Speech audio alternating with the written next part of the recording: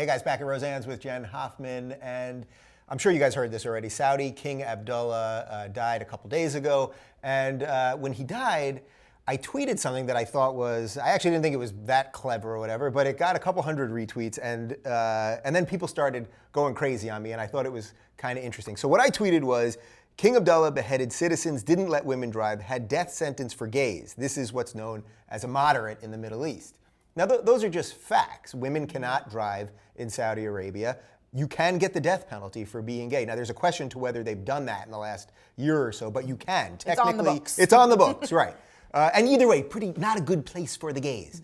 And the third one, beheaded citizens. I mean, they behead people all the time. Actually, the New York Times obituary for him, in the section about his moderation, they talked about how he was beheading terrorists. So, okay.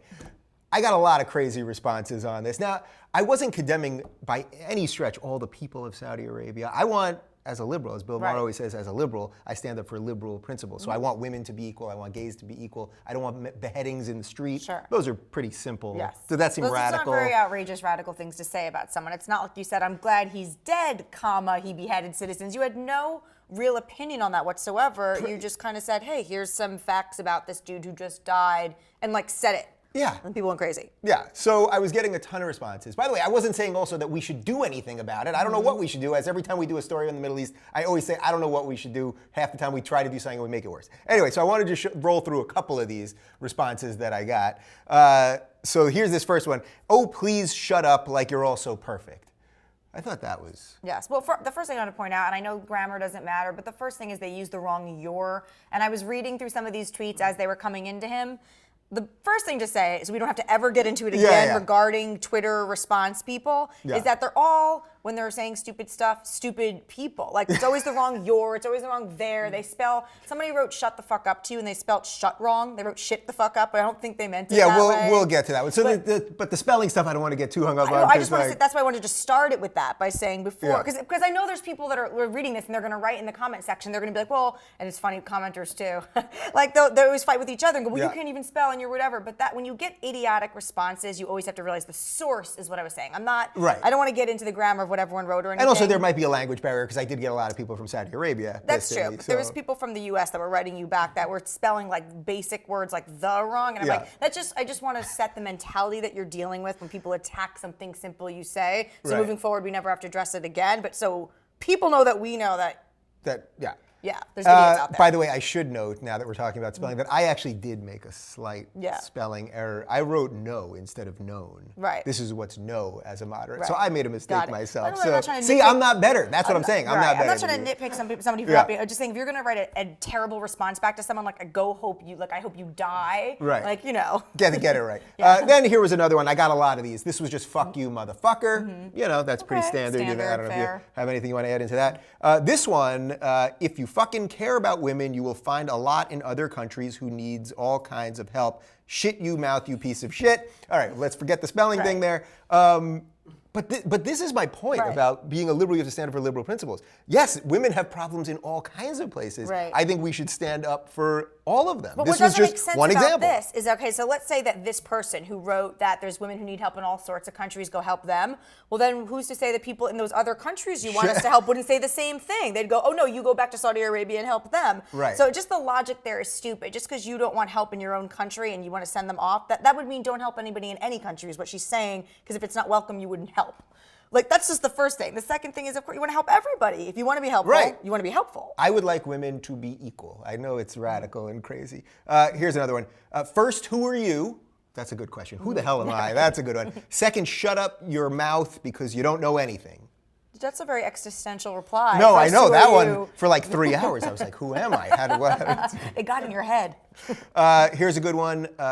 Put your opinion in your ass. He's a great king. So again, a lot of these were from people in Saudi Arabia. Now again, apparently he did do a lot with education, and he reformed some things. But I wasn't talking about any. I was just giving you three basic things. Making a comment that is what makes you a moderate in the Middle East, which is actually true.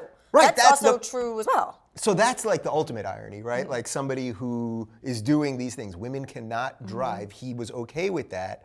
And he's considered a moderate. Right. I feel like the ghost of him is like, I was a moderate and fair king by the standards of the middle. Like, he's sitting up there right now like, I was a moderate and fair king. I don't know, I just made him a genie. That was so racist. Sorry. That was probably I should be getting xenophobic. replying me how terrible I am because I just genied the king. Yeah. Sorry. Here's another interesting one. Just fuck you, faggot. Simple. Pretty direct. good, right to the point. Okay, got it. Beheading of people in the gays, not down with that. And here was an interesting one. Women are super happy in Saudi. We are drivers for them. They do not have to drive. Why do you care about women in Saudi? Fag. So women are so happy and treated so well in Saudi Arabia that men are their chauffeurs. And then forget the fag thing. I don't even care about that. I mean, he just totally negated anything he says by just randomly throwing in the fag. I'm like, that's not even to your point. You could have made your point about how women really like not having freedom because you've decided to do everything for us. That's like a classic, like, abusive husband type thing. Yeah. Like when classic, almost like American abuse would be like, you can't go to work and I'm providing for you, but you like it because I'm taking care of you. Meanwhile, the woman's like scared and like hiding under the bed, teeth chattering. This guy has decided that all women in Saudi Arabia, or all Saudi women are happy because their freedoms are taken away, but the men have decided to take care of what you want. So. I know there's nothing that'll piss a woman off more than allowing her to drive. Well, driving sucks. If you want to get me a driver, that's fine. So anyway, there were a whole bunch more. It's not worth getting. It's not worth going through all of them. But I just thought it was interesting because I feel this is going on constantly with liberals. There's this weird thing of like, we have to stand up for our principles, which is what I try to talk about and try to do, and free speech, and we could talk about the Paris thing and all that.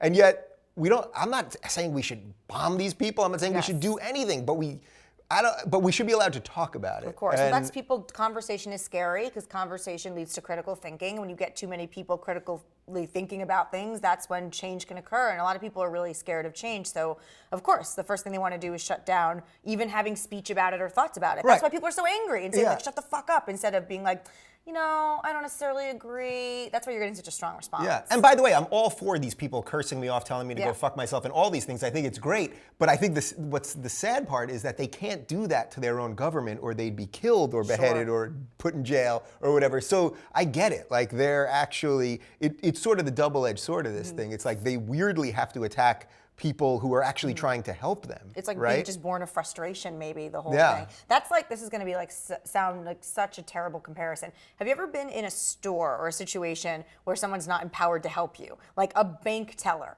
or somebody in a store. I'm serious. And they get really frustrated and you go, God, like I hate working with people at the DMV, or I hate dealing with bank tellers. Anybody who we traditionally hate dealing with usually is somebody who's had power taken away from them in their position. So I feel like you can look on a larger scale that the people of countries that don't have a lot of freedom and don't have a lot of power are dealing with that same frustration that just makes them automatically kind of angrier and just they're not living a happy, full life. So of course you're going to react like in a snappy, quick way. Right. And I empathize with them. I actually feel bad for them. So that's why I'm not even doing this to mock these people really in any way, as much as I just think it's really interesting, and particularly for liberals, I think it is extremely interesting. What do you think? You want to tell me to go fuck myself? Let us know in the comments right down below.